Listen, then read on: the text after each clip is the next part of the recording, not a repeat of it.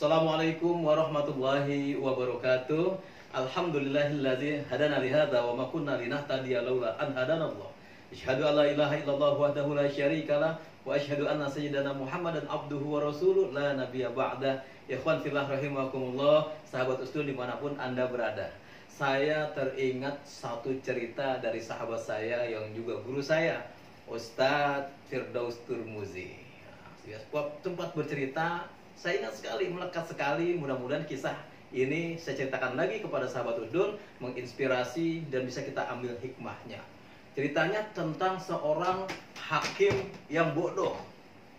Jadi di satu negeri ada seorang hakim yang terkenal sangat bodoh. Nah, satu ketika di tengah malam di negeri tersebut ada seorang pencuri yang hendak memasuki rumah orang kaya bermaksud hendak mencuri hartanya. Datanglah pencuri itu menyelinap melewati jendela. Tetapi sial bagi sang pencuri, ternyata jendela tersebut rapuh. Akhirnya dia pun jatuh dan kakinya patah. Dia jatuh, kakinya patah, berlarilah dia tidak jadi mencuri. Nah, keesokan harinya si pencuri ini dia mengetahui karena ia memiliki hakim yang bodoh, maka dia melapor kepada hakim. Dia mengadukan, menuntut kepada si pemilik rumah agar mengganti perobatan dan juga kerugian karena kakinya patah akibat dia memasuki rumah orang kaya tersebut lewat jendela dan jendelanya rapuh, tidak kokoh, jatuh. Ketika mendengar pengaduan dari sang pencuri, dipanggillah orang kaya oleh sang hakim bodoh ini. Wahai orang kaya, Tuan, apakah engkau benar yang memiliki rumah ini? Ya, betul.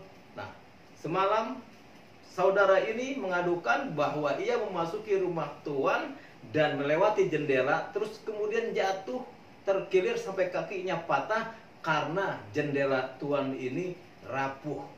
Nah, karena kecerobohan Tuan yang menyebabkan kaki orang ini patah, maka saudara saya hukum, kata pencuri tadi, kata si hakim tadi. Orang kaya ini, waduh, orang mau mencuri ke rumahnya, malah dia disuruh ganti rugi karena kakinya pencuri ini patah. Tapi dia tidak habis pikir, tidak kehilangan hak akal. Kemudian dia berkata, maaf Pak Hakim, saya banding. Loh, gimana?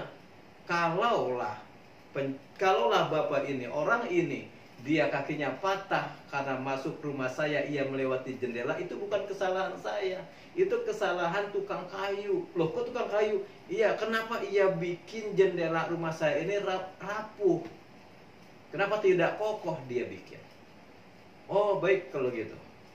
Keesokan harinya dipanggillah si tukang kayu ini oleh sang hakim.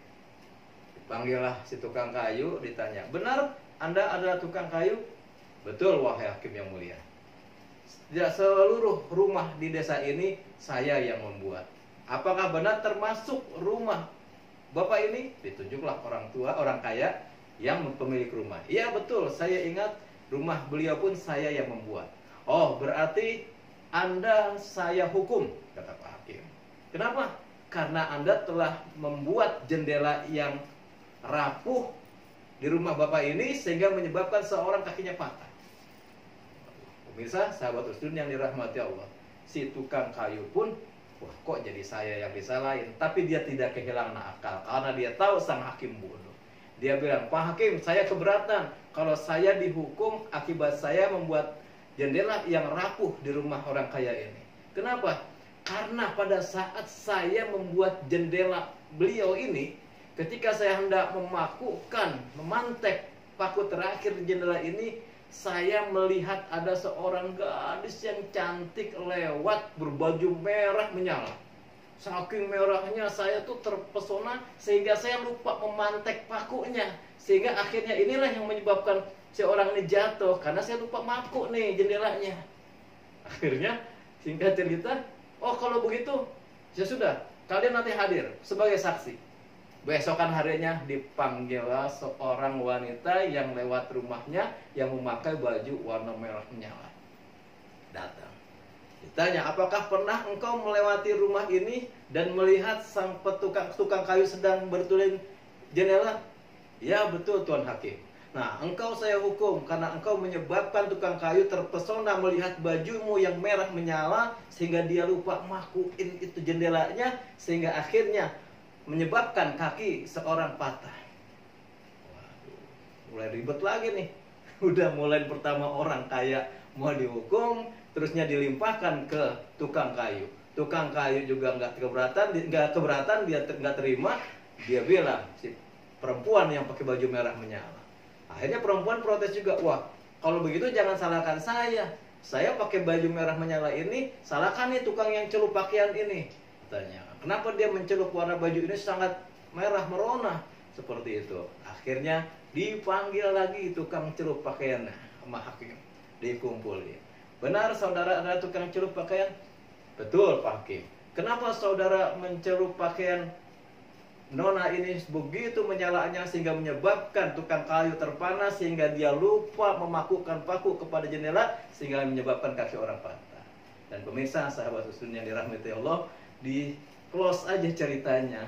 Singkatnya ternyata tukang celup pakaian ini adalah orang yang bodoh. Dia tidak bisa berbicara. Dia diam. Dia tidak tahu. Akhirnya kesalahan sang pencuri. Karena orang yang diam ini orang yang bodoh. Akhirnya yang dihukum adalah orang pencelup pakaian. Tukang celup pakaian. Pemirsa, sahabat usun yang dirahmati Allah. Inilah kalau kita memiliki pemimpin yang memutuskan perkara. Dalam artian kita kiaskan. Bukan hakim di sini bisa jadi seorang hakim, seorang pemimpin, seorang penguasa yang mempunyai kekuasaan untuk memutuskan satu kewenangan publik. Yang dengan kewenangannya ini dia bisa menentukan arah masa depan satu negara atau satu wilayah. Maka apabila kita memiliki pemimpin yang bodoh, maka nasibnya akan samalah seperti negeri, satu daerah yang memiliki hakim seperti hakim yang bodoh ini. Contoh kecil nggak jauh-jauh. Maaf kalau kemarin ada demonstrasi penolakan Undang-Undang Cipta Kerja.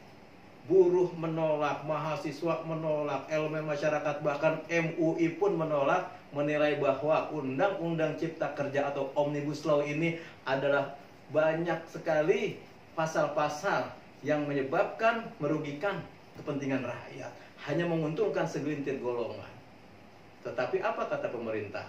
Oh, saya sudah tahu dalangnya, siapa yang menggerakkan massa untuk mengadakan demonstrasi massal ini. Bukan dicari akar masalahnya. Harusnya kalau ada masyarakat sebagian besar, bahkan tanggal 13 Oktober yang lalu sempat lebih besar lagi demo penolakan terhadap undang-undang itu. Yang pemimpin pemerintah bukan malah mencari kambing hitam, tapi dia harusnya cari akar masalahnya itu seperti apa. Kenapa banyak penolakan? Perbaiki undang-undangnya. Dilihat lagi. Jangan malah mencari kambing hitam sama seperti tadi. Pencuri yang dia mau mencuri, akhirnya dia bersalah, dia malah mengadukan orang atau pemilik rumah yang hendak dicurinya. Demikian singkatnya, ini kisah yang memang mungkin sekilas seperti anekdot, tapi semoga menjadi renungan buat semua pihak, buat kita semua. Jangan sampai kita memiliki pemimpin yang bodoh. Demikian, hadanallahu wa iyyakum ajmain. Assalamualaikum warahmatullahi wabarakatuh.